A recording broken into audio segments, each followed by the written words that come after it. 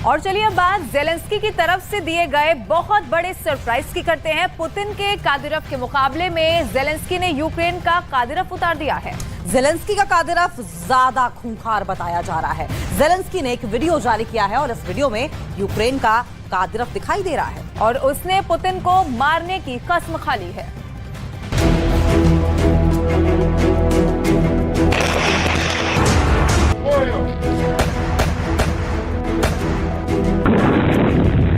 Господь, Отець наш Небесний, благословіть. Zelensky ने नया video बनाया है। जेलेंस्की के वीडियो में बहुत जोश है। जेलेंस्की ने नए वीडियो में रूस को खत्म करने की कसम खाई है। इस 1 मिनट के वीडियो में जेलेंस्की ने अमेरिका से मिली M777 तोप से लेकर हिमार्स के रॉकेट हमले दिखाए।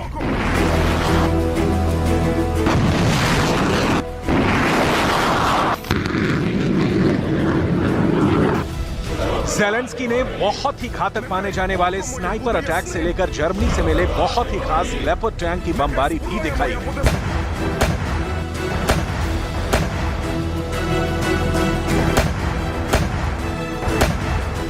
लेकिन इस वीडियो में ये कमांडर जेलेंस्की का कादिरफ कहा जा रहा है। क्या ये वाकई में जेलेंस्की का कादिरफ है? इस कमांडर का नाम क्या है? इसकी पहचान क्या है? जेलेंस्की का ये कमांडर हथियारों की ताकत दिखाकर यूक्रेन के नौजवानों को बता रहा है कि देश की फौज को उनकी जरूरत क्यों है। जेलेंस्की का ये कमांडर कैसे जोश दिला रहा है, बहुत गौर से देखिए। Рідна земля мати, Господь, Отець наш Небесний, благословіть. Благословіть! Я йду знищувати! Ворогів землі рідної! Вбити моїх братів! Вогнівників моїх посестер! इन बातों से ज्यादा इसमें जेलेंस्की के कमांडर पर पूरी दुनिया की नजरें टिक गई हैं। सब पूछने लगे हैं कि क्या ये वाकई जेलेंस्की का कादिरफ है? ठीक वैसी शक्लो सूरत, ठीक वैसी ही आवाज और वैसा ही जोश भरने वाला अंदाज।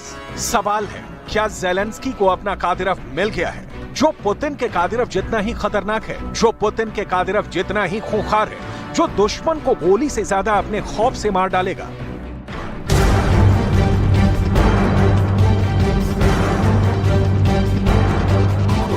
इस कमांडर का नाम क्या है? इस कमांडर की बातों को कैसे यूक्रेन के सैनिक दोहरा रहे हैं? इस कमांडर में ऐसा क्या जादू है कि यूक्रेन के फौजी अब अपनी जान की बाजी लगाने के लिए तैयार हैं? ये वो सवाल हैं जो इस कमांडर की तुलना पुतिन के कादिरफ से कर रहे हैं। एक तरफ पुतिन का कादिरफ और दूसरी तरफ जेलेंस्की का कादिरफ। युद्ध में एक छोटी फौज भी बड़ी फौज को हरा सकती है, बस फर्क सिर्फ कमांडर का होता है। जेलेंस्की अब अपनी फौज में इसी कमी को पूरा करना चाहते हैं, इसलिए वो ले आए हैं अपना कादिरफ।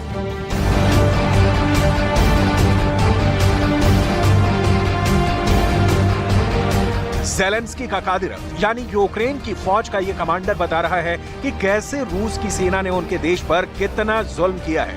बुचा से लेकर मारियोपोल और बखमूत के हमलों की याद दिलाई जा रही है और फिर बहुत जोश के साथ बदला लेने का इरादा। ये जेलेंस्की का नया माइंड गेम है। Нехай рука моя буде твердою, щоб вбивати ворогів. Нехай око моє буде ясним, щоб вбивати ворогів. Нехай зброя моя буде справною, щоб вбивати ворогів. Нехай воля моя буде сталь, щоб вбивати ворогів. Україно, рідна земля мати, Господь, Отець наш Небесний, благословіть наш рішучий наступ, нашу священну помсту, нашу святу перемогу. जेलेंस्की नए फौजियों की भर्ती करना चाहते हैं। जेलेंस्की नई फौज बनाना चाहते हैं। जेलेंस्की बखमूत के बाद दूसरे मोर्चे को बचाना चाहते हैं। सवाल है कि आखिर यूक्रेन को ऐसा वीडियो जारी करने की नौबत क्यों आई? इसे जेलेंस्की की नई ताकत समझा जाए या फिर जेलेंस्की की बहुत बड़ी कमजोरी? क्योंकि यूक्रेन में कई मोर्चों से छन छन कर आने वाली रिपोर्ट अक्सर सच कम और झूठ का पुलिंदा या कहें कि प्रोपेगेंडा ज्यादा होती है। इसलिए सही और पुख्ता आंकड़े जानना बहुत जरूरी है।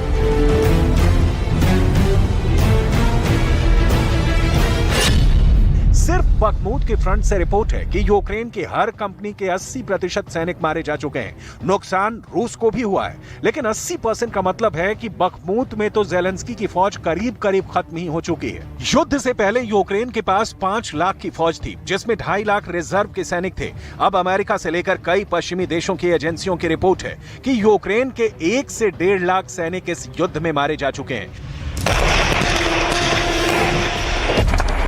यूक्रेन ने कभी अपने मारे गए सैनिकों के आंकड़े जारी नहीं किए, लेकिन अब ये वीडियो बता रहा है कि ज़ेलेंस्की बहुत दबाव में है। ज़ेलेंस्की अब अपने कादिरव को मैदान में उतार चुके हैं। ज़ेलेंस्की को एक कादिरव जैसे कमांडर की बहुत ज्यादा जरूरत थी और बखमूत के नुकसान के बाद उन्होंने बहुत बड़ा फैसला किया है। ऐसा इसलिए करना पड़ा क्योंकि यूक्रेन की फौज की तादाद घटती जा रही है। पुतिन की सेना ने उन्हें चुन चुन कर मारा है। Отдельная и очень значимая задача – надежное прикрытие рубежей в непосредственной близости от зоны боевых действий. При этом нужно обеспечить быстрое прохождение как военных, так и гражданских транспортных средств и грузов, в том числе продовольствия, гуманитарной помощи, строительных материалов, которые поступают в новые субъекты Федерации, в Донецкую и Луганскую народные республики, Запорожскую и Херсонскую области. Здесь необходимо यूक्रेन की फौज जमीन पर रूस का मुकाबला नहीं कर पा रही। यही वजह है कि अब यूक्रेन का पूरा फोकस एयरफोर्स और हवाई हथियारों पर है और इनमें सबसे नया नाम है स्टॉर्म शैडो क्रूज मिसाइल का। यह मिसाइल फाइटर जेट से फायर की जाती है। ब्रिटेन से मिले इस मिसाइल को लेकर ज़ेलेंस्की का जोश बहुत हाई है और अब उन्हें यकीन है कि इस मिसाइल से वो रूस को रोकने में कामयाब होंगे। लेकिन इस मिसाइल की रिपोर्ट क्या कहती है, इस पर पुतिन की खास नजर है। रूस ने दावा किया है कि उसने यूक्रेन की तरफ से दागी गई 2 स्टॉर्म शैडो क्रूज मिसाइल को मार गिराया है। इसके अलावा हिमार्स से दागे गए रॉकेट और एंटी रेडार मिसाइल हाम को भी आसमान में खत्म कर दिया है। पुतिन की फोर्स ने यूक्रेन के 12 ड्रोन भी मार गिराए हैं। अगर ऐसा हुआ है तो ये ज़ेलेंस्की के लिए बड़ा झटका है। На Солидарском тактическом направлении противник вчера провел наступательные действия на всей линии боевого соприкосновения сторон протяженностью более 95 километров. Подразделениями вооруженных сил Украины было предпринято 26 атак, в которых были задействованы более 1000 военнослужащих. स्टॉर्म शैडो मिसाइल बेहद शक्तिशाली मिसाइल है। इसका निशाना बेहद ही सटीक होता है और यही कारण है कि नेटो के सभी देश इस मिसाइल को अपने फाइटर जेट में लगाते हैं, जिससे कि वो दुश्मन को सटीक हमला कर सकें और तबाह कर सकें। स्टॉर्म शैडो मिसाइल नेटो का बहुत ही खास हथियार मानी जाती है, जो यूरो फाइटर टाइफून से लेकर राफेल और ग्रिपेन से लेकर टॉर्नेडो और मिराज फाइटर से भी लॉन्च की जा सकती है। इस मिसाइल के मिलने का मतलब है कि जो हथियार अमेरिका ने भी ज़ेलेंस्की को नहीं दिया, उससे ज्यादा रेंज की मिसाइल तो ब्रिटेन ने ज़ेलेंस्की को थमा दी है। स्टॉर्म शैडो का जो वर्जन ज़ेलेंस्की को मिला है, उसकी रेंज 250 किलोमीटर है। यूक्रेन के पास इतनी लंबी रेंज की कोई मिसाइल नहीं है। ज़ेलेंस्की ने इससे रूस की सेना के ठिकानों पर तबाही मचाना भी शुरू कर दिया है। लुहांस्क में इसी मिसाइल से यूक्रेन ने हमला किया और ये मिसाइल एक अपार्टमेंट पर जाकर गिरी। मलबे के बीच में से ये टुकड़ा मिला जिस पर लिखा है ये पार्ट सिर्फ स्टॉर्म शैडो में इस्तेमाल करने के लिए है।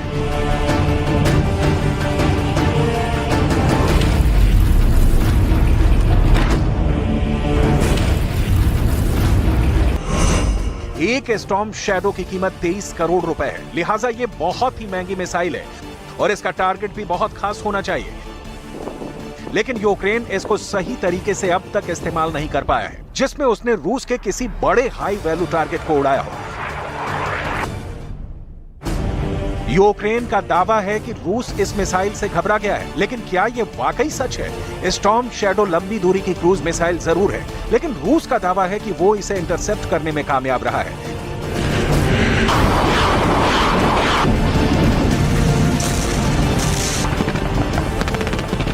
यानी उसे इसे आसमान में ही ट्रैक करके मार गिराने में कोई दिक्कत नहीं आ रही। स्टॉर्म शैडो कैसे काम करती है, बहुत गौर से देखिए।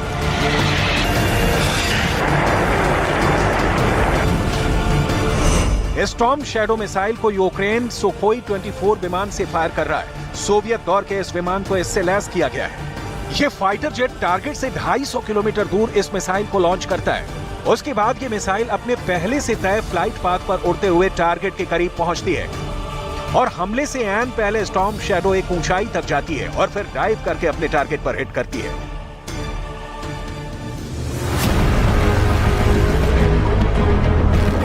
इस मिसाइल की डिलीवरी में कोई ब्रेक ना लगे, इसे पक्का करने के लिए खुद ज़ेलेंस्की ब्रिटेन गए और साथ में कई और हथियारों की डिमांड की।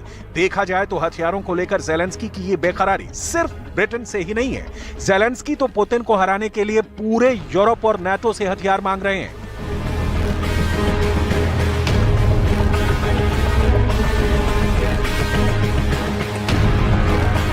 इसीलिए ज़ेलेंस्की ने यूरोप के 4 देशों का एक्सप्रेस दौरा किया। ज़ेलेंस्की सबसे पहले इटली गए, इसके बाद ज़ेलेंस्की फ्रांस भी गए और जर्मनी भी गए। फिर ज़ेलेंस्की ने ब्रिटेन के भी दौरे का फैसला किया।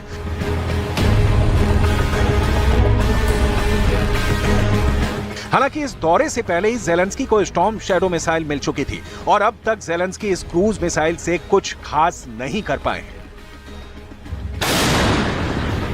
अब देखिए, ज़ेलेंस्की को जर्मनी से मिली तोप का खतरनाक रूप। रूस के ठिकानों से आग के गोले बरसाती ये है जर्मनी की सबसे भरोसेमंद आर्टिलरी। नाम है PZH-2000। जर्मनी की ये तोप यूक्रेन में रूस की फौज पर कयामत बनकर टूट रही है। ये बखमूत का वो बचा खुचा इलाका है जहां ज़ेलेंस्की की फौज अब भी मौजूद है और यहां जर्मनी की इस तोप ने रूस के आगे घुटने टेकने से इनकार कर दिया है। ये तोप 1 मिनट में 155 mm के 9 गोले दाग सकती है। इसकी फायरिंग रेंज 36 किलोमीटर है, जबकि PZH-2000 को एक जगह से दूसरी जगह ले जाना काफी आसान है, क्योंकि ये टैंक नुमा कैरियर पर माउंट करके बनाई गई है। Любое оружие сейчас нам нужно, в любом случае. И плохого оружия нет, если оно убивает твоего врага. Это однозначно. Чем хорошее? Высокоточная, скорострельная, мобильная.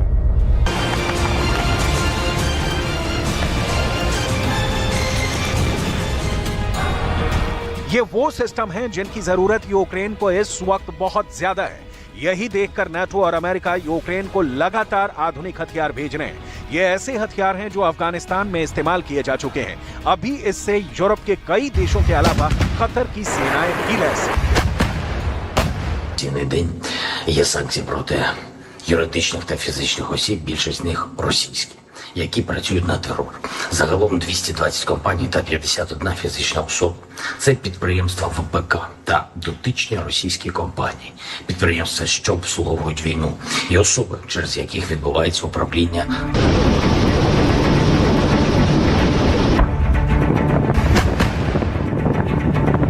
इस वक्त यूक्रेन का युद्ध बहुत ही खतरनाक दौर में पहुंच चुका है। युद्ध को 1.5 साल होने जा रहे हैं, लेकिन ये हमले रुकेंगे ऐसा बिल्कुल भी नजर नहीं आ रहा।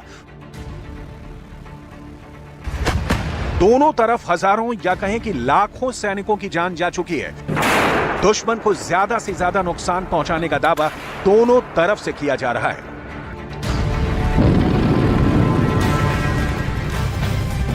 और पुतिन ने कीव पर अब तक की सबसे खतरनाक बमबारी कर दी है। पुतिन ने ड्रोन का भी इस्तेमाल यहां पर किया है। पुतिन ने क्रूज मिसाइल भी फायर की। ये सब पुतिन ने इसलिए किया क्योंकि उन्हें ज़ेलेंस्की के पास बहुत ही खतरनाक हथियार के बारे में पता चल गया है। अब पुतिन इन हमलों के जरिए ये देखना चाहते हैं कि ज़ेलेंस्की का जवाब कैसा होगा।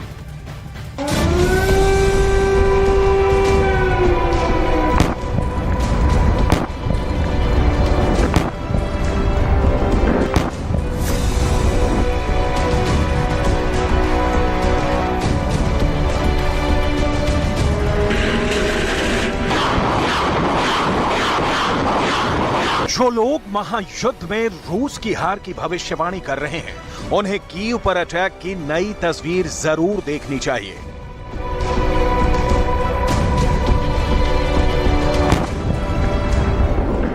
कीव के किले को ज़ेलेंस्की के बंकर समेत टारगेट किया जा रहा है।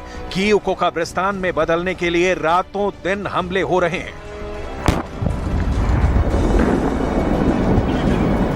जिन्होंने बखमूत के विनाश की तस्वीरें देखी हैं, जिन्हें कीव पर हमले की रफ्तार, उसकी फोर्स समझ में आएगी तो अचंभे में पड़ जाएंगे। पुतिन यूक्रेन के संपूर्ण नाश की कैसी स्क्रिप्ट तैयार किए बैठे हैं। जिन लोगों के दिमाग में ये बात चल रही है कि पुतिन नाटो के हथियारों के सामने कमजोर पड़ रहे हैं, उन्हें कीव पर हमले की इनसाइड स्टोरी समझनी चाहिए, क्योंकि ये हमला सिर्फ कीव को जलाने के लिए नहीं किया गया।